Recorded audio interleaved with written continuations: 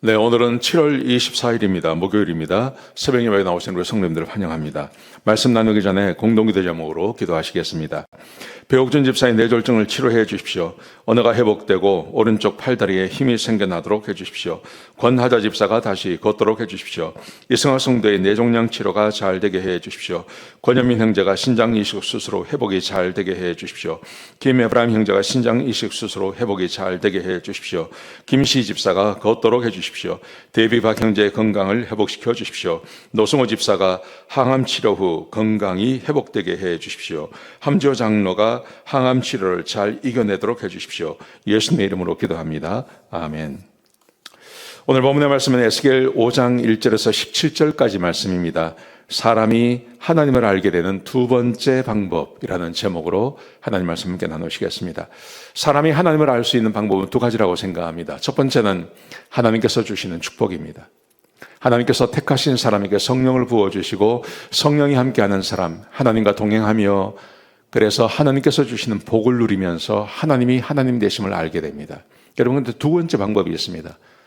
하나님을 무시하고 하나님을 떠나고 하나님의 말씀을 순종하지 않은 사람들이 하나님께서 말씀하신 것을 듣지만 그 말씀에 순종하지 않고 살아가던 사람이 결국 하나님께서 내리시는 재앙을 맛보면서 하나님의 하나님 되심을 알아가는 것입니다.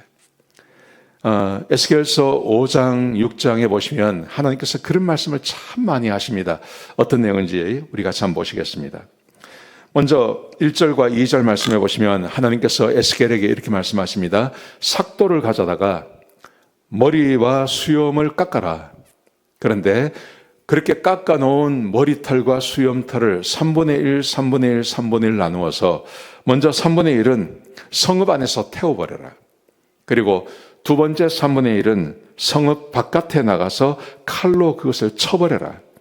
그리고 3분의 1은 성 바깥에 나가서 바람에 날려버려라. 이렇게 말씀하십니다. 여러분, 이 말의 의미가 뭘까요? 우리는 충분히 알 수 있죠. 오늘 본문에 보시면 이렇게 기록되어져 있습니다. 8절에 보시면, 11절에 보시면 너희가 내 성소를 더럽혔으므로 긍휼을 베푸지 않을 거다. 그러시면서 이렇게 말씀하십니다. 그 성읍의 백성의 3분의 1은 전염병이나 기근으로 죽게 될 거다. 3분의 2가 남아있죠. 근데 또 3분의 1은 전쟁에 나가서 칼에 죽게 될 것이다. 그리고 3분의 1, 마지막 3분의 1은 이 사람들은 포로가 되어서 잡혀가게 될 거다. 이렇게 말씀하세요. 근데 그 이유가 뭐라고요? 성소를 더럽혔기 때문에요. 긍휼을 베풀지 않았기 때문에.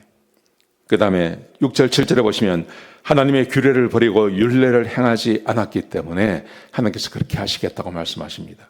3분의 1은 전염병과 기근에 죽게 하고 3분의 1은 전쟁에 나가서 칼에 죽게 하고 3분의 1은 포로로 잡혀서 가게 하겠다고 말씀하십니다. 근데 진짜 그렇게 됩니다.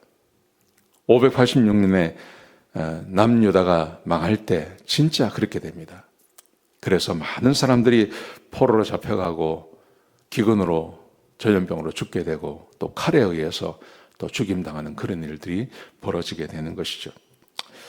근데 그 이유가 분명합니다. 하나님의 말씀에 순종하지 않아서 그렇습니다. 저는 지금도 마찬가지라고 생각합니다. 우리가 하나님 말씀에 순종하지 않고 하나님 말씀대로 살지 않고 그렇게 살아가면 언젠가 우리의 삶에 하나님께서 보내시는 고난과 어려움이 찾아온다고 저는 믿습니다. 왜 그리스도인들에게 고난이 올까요? 두 가지입니다. 하나님의 말씀에 순종하기 위해서 고난받는 사람이 있고 하나님 말씀에 순종하지 않기 때문에 하나님께서 주시는 고난을 받는 사람들이 있기 마련입니다. 구약과 신약은 다르지 않습니다. 똑같습니다. 그러므로 우리가 해야 할 일은 이것입니다. 하나님의 말씀에 순종해야 됩니다. 주의 말씀을 따라 살아셔야 합니다. 성경을 날마다 읽으시고 그리고 그 성경에 기록되어진 대로 내가 하나님의 말씀을 붙잡고 하루를 살아가고 그렇게 하루하루 살아가는 것이 매우 중요합니다. 그렇게 사셔야 우리의 삶에 하나님의 보호하심과 인도하심과 축복이 떠나지 않는 것입니다. 성경에 많은 사람들이 그렇게 살았습니다. 아브라함이 그렇게 살았고 다윗이 그렇게 살았고요. 그리고 이 포로 시기에 다니엘이 그렇게 살고 에스더가 그렇게 살았고 느헤미야가 그렇게 살았고요.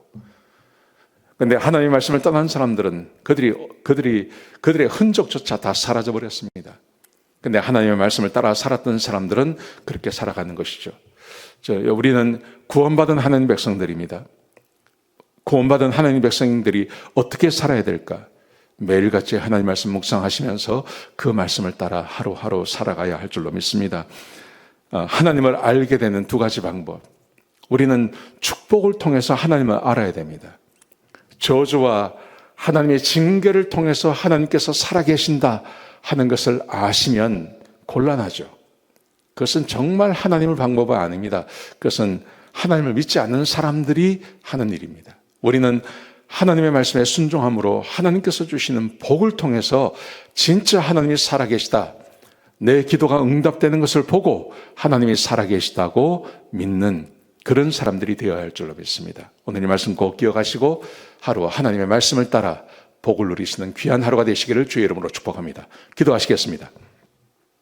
아버지 하나님, 귀한 말씀 주셔서 감사합니다. 하나님의 말씀에 순종하며 하루를 보내게 하여 주옵소서. 하나님, 우리 성도들 하나님 말씀에 순종하는 자들에게 복과 은혜를 더하여 주시옵소서. 감사합니다. 예수님의 귀하신 이름으로 간절히 기도드렸습니다. 아멘.